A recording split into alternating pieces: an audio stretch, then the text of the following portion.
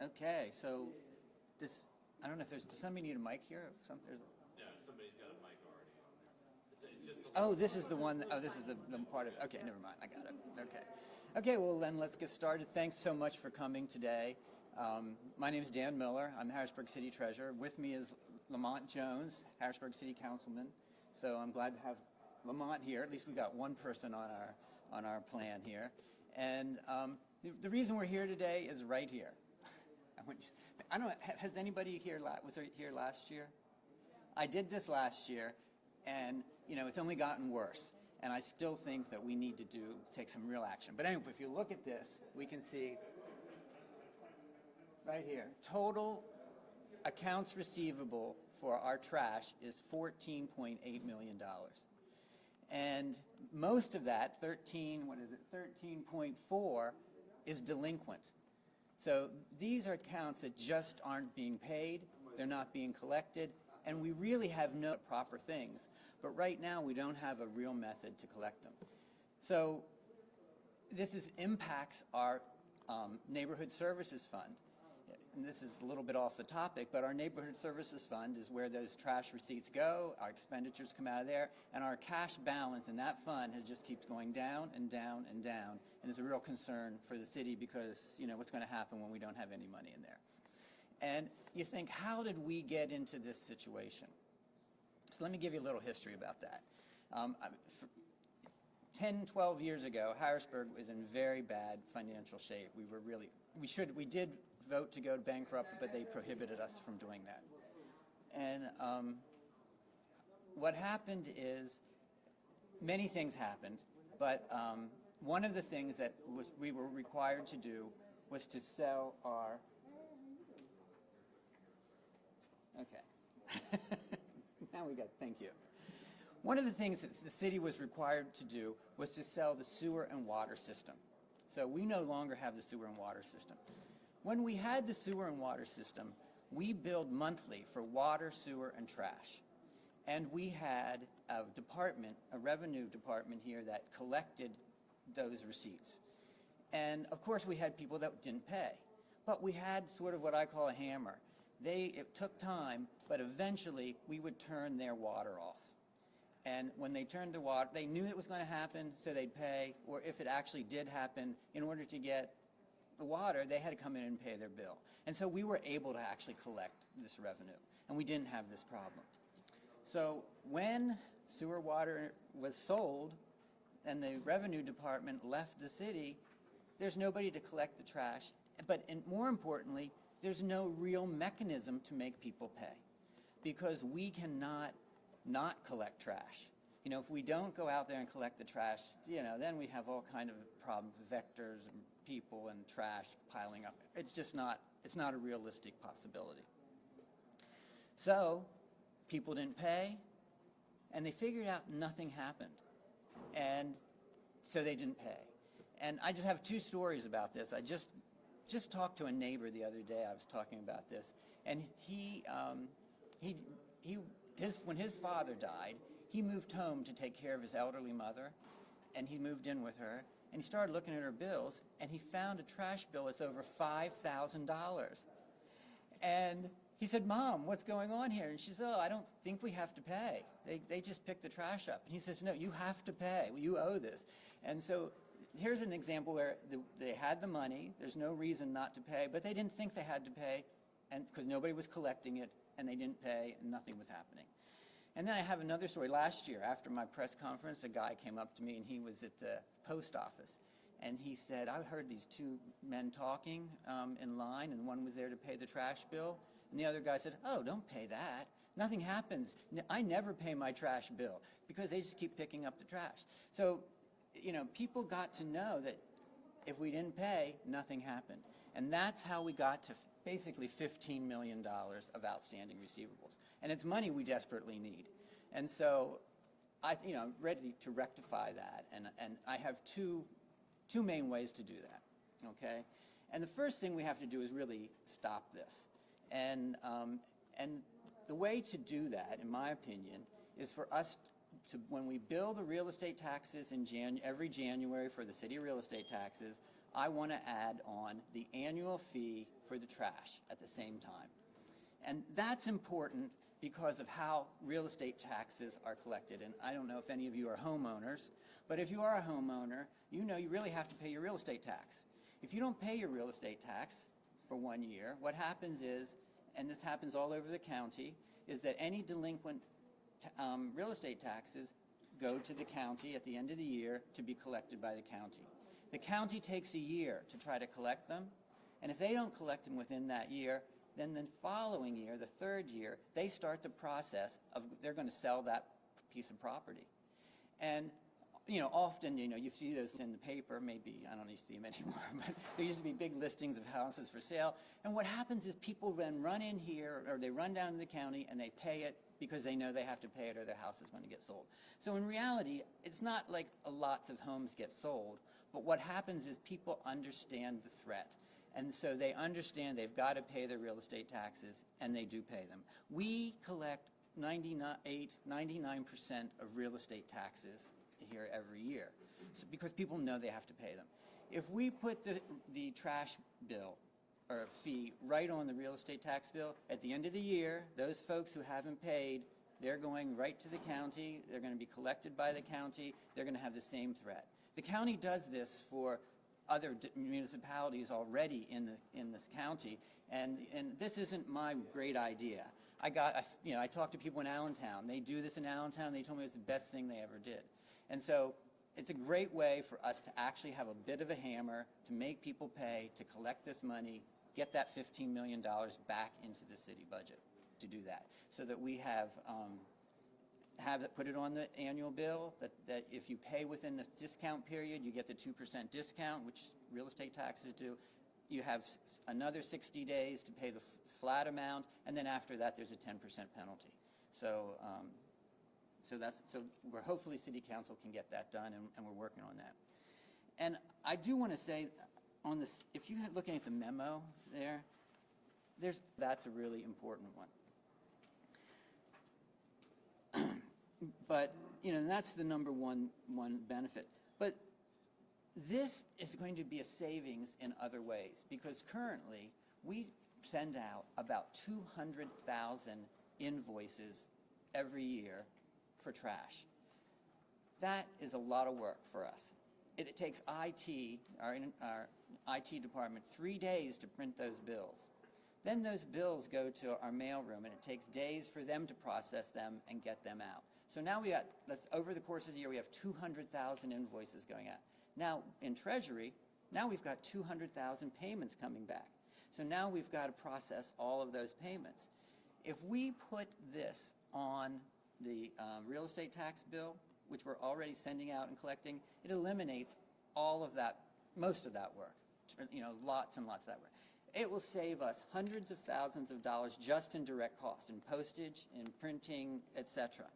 The other thing that happens is we collect roughly 70% of our real estate taxes in the % discount. People like to do that. We will get, let's say, $14 million collected in that time period. That's money we can invest during the course of the rest of the year. We're going to make another several $100,000 of interest on that. So there's big savings in direct costs, there's savings in interest, and then on top of that, we're going to be saving lots of time in Treasury, we're saving lots of time in the ID department, we're saving lots of time in the mailroom. So really we can reduce our staff, or we can put staff to better use. So I'd like to say it's really a winning situation for the city. And on the other hand, at the top of the next page, we have some benefits really for the residents. I mean, if we do this on the trash bill, first of all, you could get a 2% discount, which you can't get right now on your trash fees. Secondly, that's 12 bills you're not getting that you don't have to pay. It makes it much more efficient, a lot easier, and that eliminates all of that. And then finally, there is a concern that some people may not be able to pay the trash, and we're concerned about that too.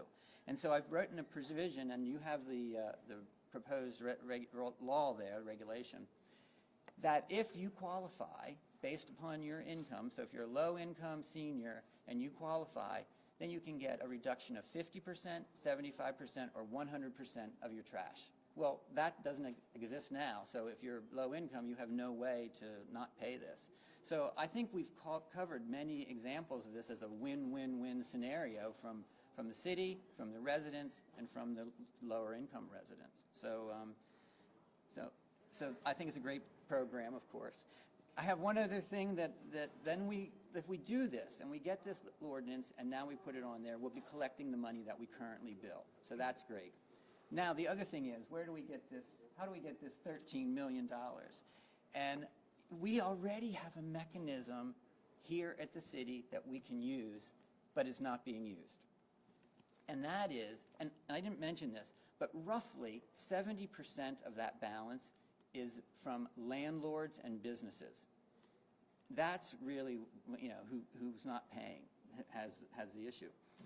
And those people have to register as a business or for landlord license.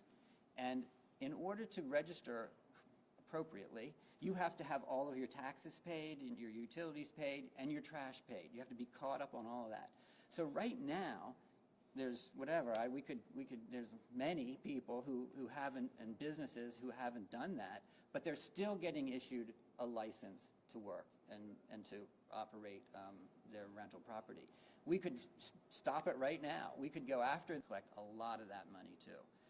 So there's lots of ways for us to get this money. And anything you'd like to add, Lamont? Anything I missed? Oh, no. I would just say that I believe that this is a decent idea, and City Council is open to negotiating or working with Mr. Miller to come to a sound solution for this. But we just want to make sure that the residents know that City Council does not have enforcement powers. That's left up to administration. So we do want to make sure that it is equitable for our residents and businesses, but we also want to make sure that we are collecting the services that are being rendered to our city. I think Mr. Miller has a great idea of finding ways to invest that money. As you know, we are struggling as a city to bring in revenue, so I think with some sitting down with City Council, I think we'll be able to come to a sound solution on how we can move forward in collecting our trash. So, yeah. Okay, thanks very much. And we are concerned about low-income people. We're not trying to sell people's homes. I mean, that's the last thing we want to do. We just want people to understand, hey, this is an important bill. These are property owners, and if you own property, you got to pay your taxes and you got to pay your trash. And that's how our city can function. Otherwise, we can't function that way. Any questions then? Yeah, it's been like a year since you last brought this up. What have you actually done to lobby with City Council to enact any of these changes as far as the tax bill proposal? And what have you heard from the mayor's office? Well, I'm always going to her office. I mean, I'm giving her the same spiel. I've written memos to council. I meet with council members. I discuss it with them. So I'm trying to get it there, and I feel like we've moved in a part. And the thing is, if you look, it's what 1 year, $1.3 million. Next year, it'll be another. What's the feedback you're hearing? Because obviously, if it's not moving forward, what's the holdup? Is it just that there's not an agreement on it? Do you want to answer Well, that? for me, I think that there are other procedures that we have to look at as council. Again, making sure that we're not crushing our residents. But there are some things that I've looked at. Me being a homeowner here in the city of Harrisburg, there's some loopholes here that helps add to this number. So when I purchased my home in 2018, of course there was liens on it. The trash being paid for since 2007, the water and electric. So when I bought the property, I had to pay all of those back up to get, to stay current with my property. So if we look at that, when most homeowners leave or sell their homes, or they just die and nobody takes care of the property and they're just sitting there, that also there's a mechanism that needs to happen where we need to stop the trash collection at that property, because if there's no one there, that bill is still incurring. So that's my issue with this. I want to look inside of those numbers and see how much of those numbers are realistic and some of those other numbers that he said as far as the commercial properties. But for the most part, we just, again, being able to sit down and look at all of those numbers and make sure that we're doing the right thing for the people of Harrisburg. Do you endorse any of these proposals? I mean, is there anything that you want to get working on now? Again, just looking at this whole thing, I think that we do have to find a way to collect the trash. But again, just making sure that we're not harming our residents and chasing our businesses away. But there is an obligation that these services have to be taken care of, and we just want to make sure we're doing the right thing for all stakeholders. What are you hearing from, excuse me, fellow council members? I mean, as far as what other members are saying about Well, Mr. Miller had sent this memo to City Council, and actually something that we did miss. We were supposed to call him in and bring, but we had so many other things that were happening with council. So we are willing to sit down and work through this with Mr. Miller. it's kind of like the ultimate impact if this continues to increase on the city services? Well, I mean, last year I think neighborhood services had a cash little bit, but now it's about 2.5 million.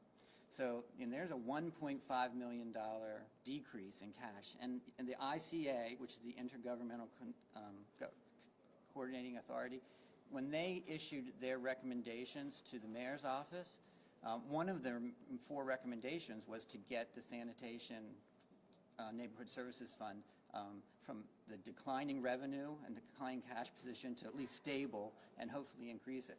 So, ultimately, if we have no money in there, we can't pay the bills, and or we have to take money. You talked about the money being left on the table. Can you kind of give me an idea, if this were to just keep going, how big of a hole is the city in? Well, I mean, it's $15 million right now. That's $15 million we haven't been able to spend. So, and if it goes up it's like $1 million a year or so that it continues to grow. So, if we don't do something, it's just going to grow, let's say, at $1 million or maybe even more. Last year it was 1.3 million. And again, for me, I'm just looking at those numbers and seeing how much of those numbers are people that's actually living in those homes and actually receiving the services, because we, as you can see, we have a lot of properties that are vacant here, and there's still a service being rendered. Even though there might not be anything in those trash cans, the bill is still being sent out. So but again, with that gap, we have to make sure that we're doing the right thing.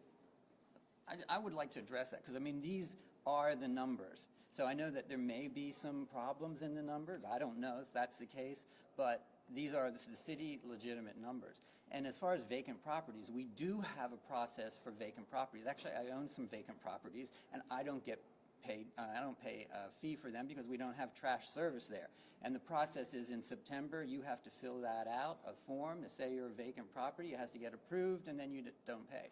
So hopefully those folks have done that, and they're not in our system. I'm glad you brought that up, because that is a way that people can stop those services, but not everybody is aware of how to do that. But I think that's something we should really educate the public more on, especially if there's no service being rendered, so they're not incurring this bill. So that's my point. Yeah, I don't know why council didn't act on this in the past year. I mean, obviously I've reached out to them. I've given them all the information. I've said I'll meet with them. I have met with some, and when you talk to them, it seems like, yeah, they get this, but there's something, somehow it hasn't happened yet. Well, they have to produce a bill. So my question to you is, what is preventing that from happening? Well, I actually wrote the bill. It's in your packet. It's right there. And Why won't they take it out? I can't answer. They've got a lot on their plate, I guess, and this hasn't bubbled to the top. I mean, you need to get this. People don't know about this in the city, and so you need to get the word out. And I've already gotten people texting me this morning saying, "Yeah, Dan, go for it, because we need to get that money." And that's what does it. If there's percolation, if people say something to them and say, "Why aren't you collecting this money?" That's the reason. So for me, one of my things when Dan and I spoke about it, one of my main concerns was, again, if we're adding this, so those little things like that, we just want to make sure that you're not losing your home for a trash bill. And some residents are very concerned with that, because he's right. There is a hammer that can be swung down if you don't pay your property taxes. It can go to a repository, a short sale. Your property can be taken away from you because you're not paying that tax. But we just want to make sure that, is this a tax? We want to make sure the legalities of it.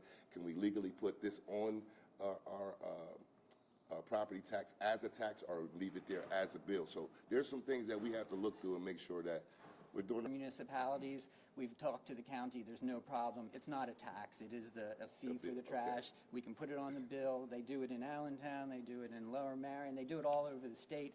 We're behind. Yeah. We're behind the 8 ball. And as far as people with low income, you know, we have that I wrote that in the bill. So if you are low income and you qualify, hey, you're not going to have to pay.